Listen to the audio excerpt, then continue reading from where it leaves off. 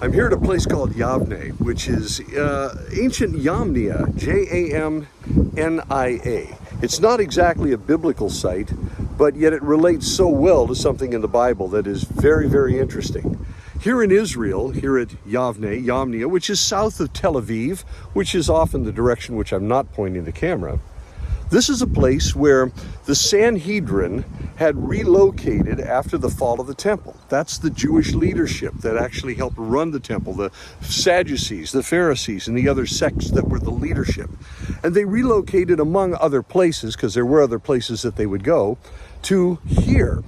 And while they were having a council here, which is occasionally disputed depending on who you're talking to, so take it with a grain of salt, but it appears that it was in this place that the 12th benediction of the Sanhedrin at Jamnia actually gathered here in order to establish the canon of the Old Testament in about 90 AD.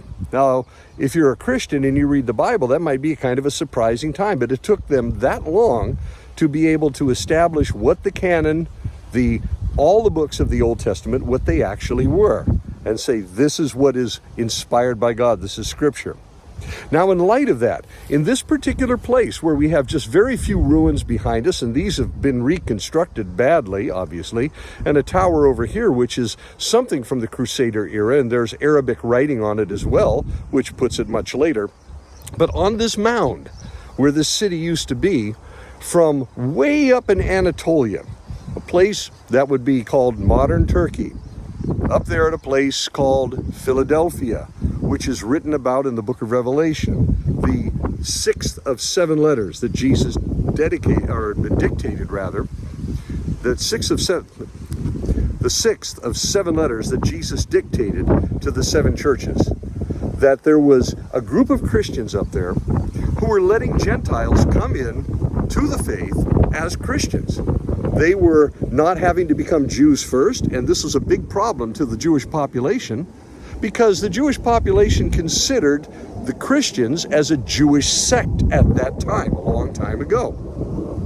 And being a Jewish sect, if you were going to join a Jewish sect, you had to become a Jew first. So you had these people that generally are called Judaizers. In the case of those up in Philadelphia, putting the pressure on the church there to accept Gentiles only if they became Jews first, which means circumcision, staying kosher, and what have you. Or else, these people may have been a sect of Essenes, because we know that there were Essenes that were operating in the area near Sardis. And Sardis is a little bit down the road from Philadelphia. Either way, those Jews who were insisting that the church accept Gentiles only if they became proselytes or Jews first before they became Christians. Well, the church refused to do that. They were coming in by grace through their faith in Jesus Christ, and they didn't have to become Jews first. So this Jewish sect up there, Essenes or whatever they might have been, again, there's questions about this, came down here where I'm standing in this place, Jamnia, or Yavne, modern-day Yavne, this is the ancient site, in order to complain to the Sanhedrin about these particular Messianics, these Nazarenes, these Christians. And here, during that 12th benediction of the Council of the Sanhedrin here at Jamnia, they put together some sort of a writ of excommunication and sent it back with this Jewish sect back up to Philadelphia to read the Riot Act to the Philadelphian church. You've been excommunicated from Judaism. You've been excommunicated from the synagogue, which was a worst thing that could happen in their minds. And the Gentiles, of course, they're confused by the whole thing, because does that mean that we've been promised heaven and now we're going to hell? And this is where Jesus comes in, because when he writes the letter to the church at Philadelphia, he said, I hold the key of David, which was the key to the palace, the key to the treasury, and the key to the authority of the king. And he said, what I open, no one can shut. And what I shut, no one can open. And I have placed an open door before you that no one can shut. Skipping down, he then says, and I will tell those of the synagogue of Satan who say they are Jews but are not, those complaining Jews that came down here, that he said, I don't even recognize them as Jewish people. He said, I will make them bow down at your feet and confess to you that I have loved you. all of that was established here where we're standing. That whole problem that Jesus wrote that letter about.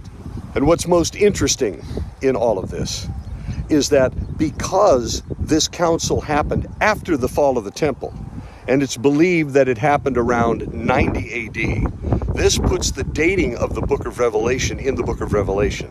That the book of Revelation, which some people believe was written early before the fall of the temple, and therefore it's not real prophecy, it's history. Whereas if the book was written late, 90 AD, after the fall of the temple, then it is prophecy about the future, the distant future, our future. And so here I am at Jamnia, at Yavne in Israel, at this ancient site where this incident occurred. The complaining Jews coming down from Philadelphia to try and get the Christians excommunicated, which they were successful. But Jesus said, oh no, they weren't. I have this fully in my control. There you go. Welcome to Jamnia.